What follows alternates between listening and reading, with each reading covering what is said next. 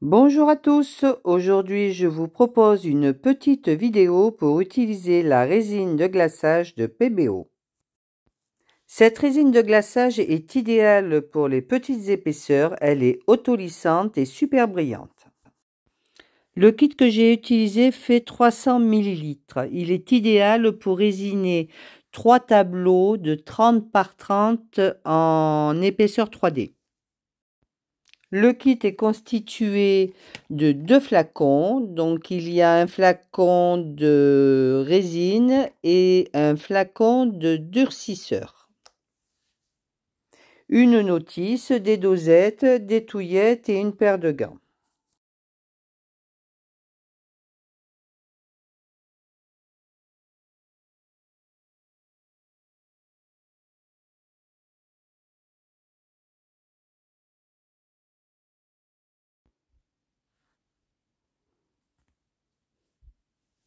Je vais résiner aujourd'hui les dernières réalisations que j'ai faites avec l'Ultimate Pouring, donc c'est des réalisations à l'acrylique, au couteau.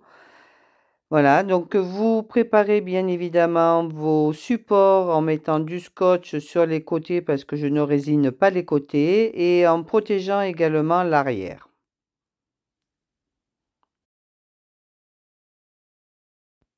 Avant d'appliquer ma résine, je vais nettoyer mes supports. Donc je vais utiliser de l'alcool isopropylique et un chiffon où là, dans ce cas précis, j'utilise de l'essuie-tout. Donc vous mettez quelques gouttes d'isopropylique sur l'essuie-tout et vous vérifiez d'abord que ça ne détériore pas la couleur. Et vous frottez légèrement pour enlever d'une part la poussière parce que ça fait quand même quelques temps que j'ai réalisé ces œuvres et pour enlever le silicone, mais dans ce cas précis, je n'ai pas utilisé de silicone dans cette réalisation.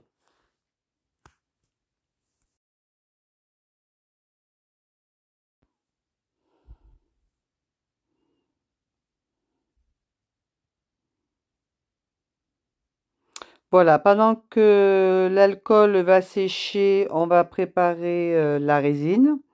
Donc je vais prendre un gobelet qui va pouvoir contenir 300 ml et je vais mélanger en premier mon durcisseur et je verserai ensuite ma résine.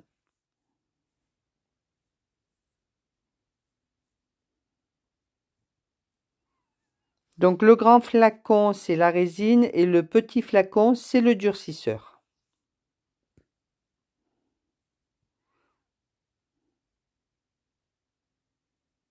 Protégez-vous, mettez des gants et si votre pièce n'est pas ventilée, le masque est obligatoire.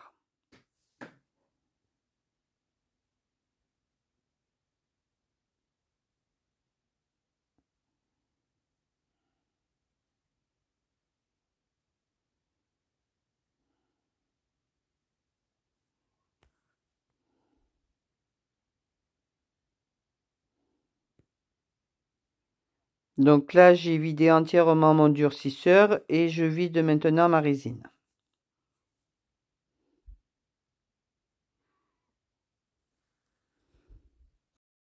Une fois versé dans votre gobelet la résine et les durcisseurs, vous allez remarquer que le mélange est légèrement blanchâtre. Ne vous inquiétez pas, quand on va bien mélanger les deux composants, le produit va être complètement translucide. En mélangeant la résine et les durcisseurs, vous allez également créer des bulles dans votre gobelet, mais là aussi, il n'y a pas d'inquiétude. Il suffira de passer, une fois la résine étalée, un pistolet à air chaud ou éventuellement un décapeur thermique. Vous voyez, elle est légèrement opaque, blanchâtre. Donc, vous inquiétez pas, de toute façon, elle va devenir entièrement transparente. Bon, j'accélère un peu, hein, vous inquiétez pas.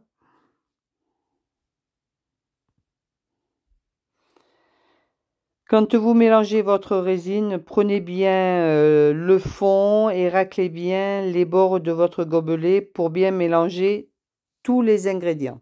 c'est-à-dire le durcisseur avec la résine. Je vais rehausser ma toile, donc je vais mettre des petits supports dessous.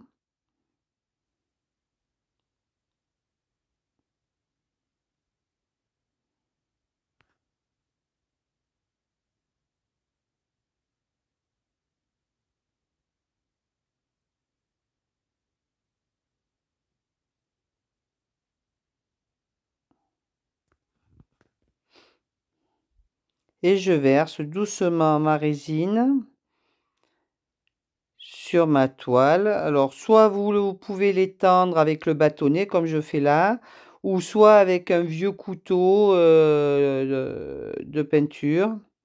Bon, moi, le plus souvent, j'utilise ma main parce que je trouve que c'est beaucoup mieux pour l'étendre. Et puis avec les gants, il n'y a absolument aucun risque. Vous voyez, regardez, là, je le fais avec la main. Ce qu'il y a de bien avec cette résine de PBO, c'est qu'elle est autolissante et il y a très peu de résine qui coule sur les côtés.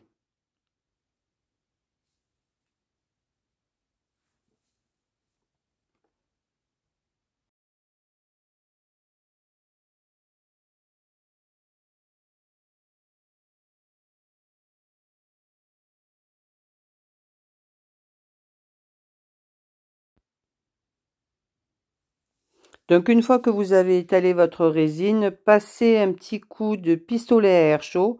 Ça, c'est un pistolet à air chaud qu'on utilise surtout en scrapbooking. Donc c'est pas un pistolet à air chaud de bricolage. Donc il est plutôt conseillé pour ce type de réalisation.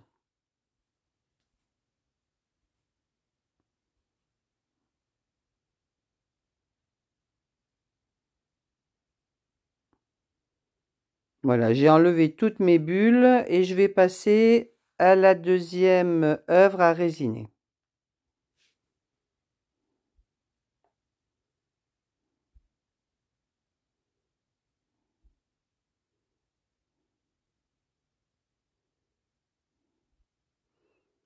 Et je vais procéder exactement pareil. Donc je vais déposer ma résine, l'étaler et la chauffer pour enlever les bulles.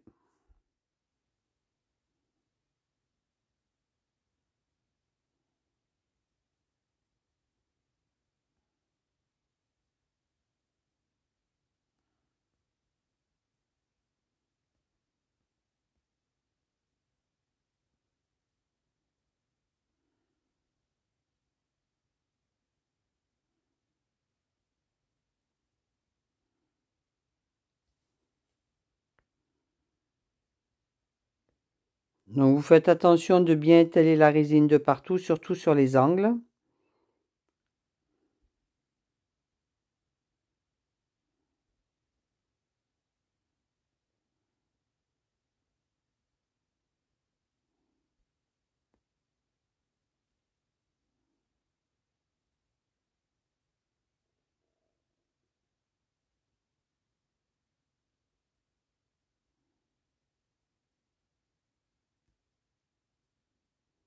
Alors l'inconvénient, comme j'étale avec ma main, je suis obligée chaque fois de changer de gant si je touche par exemple mon décapeur thermique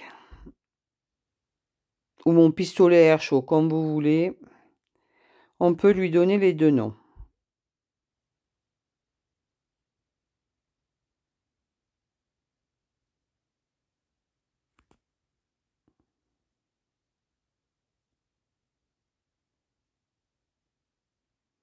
Donc voilà, la deuxième réalisation est terminée également et je vais passer à la troisième qui est un petit cadre.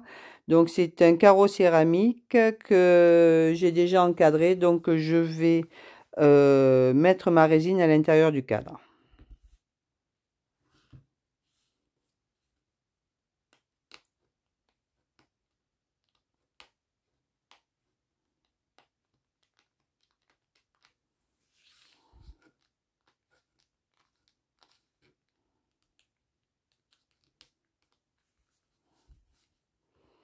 Je vais peut-être changer les gobelets parce que je vois qu'il y a de la résine dessus. J'ai pas envie de salir mon cadre à l'arrière.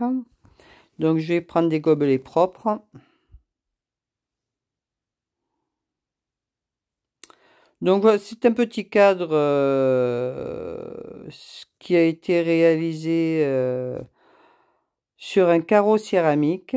Donc c'est un sweep fait au couteau. Et là, je viens tranquillement déposer ma résine à l'intérieur du cadre. Donc là, j'ai même pas besoin de l'étaler à la main. Ça va se faire tout seul.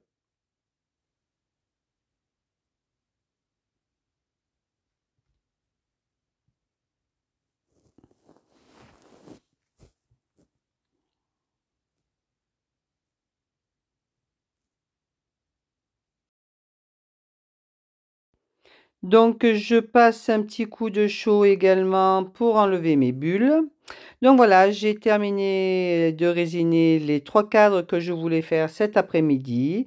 Maintenant, il va falloir les protéger. Donc, vous pouvez utiliser des petites cloches, vous savez, des petits filets anti-insectes, ou vous fabriquez vos propres protections avec des cartons.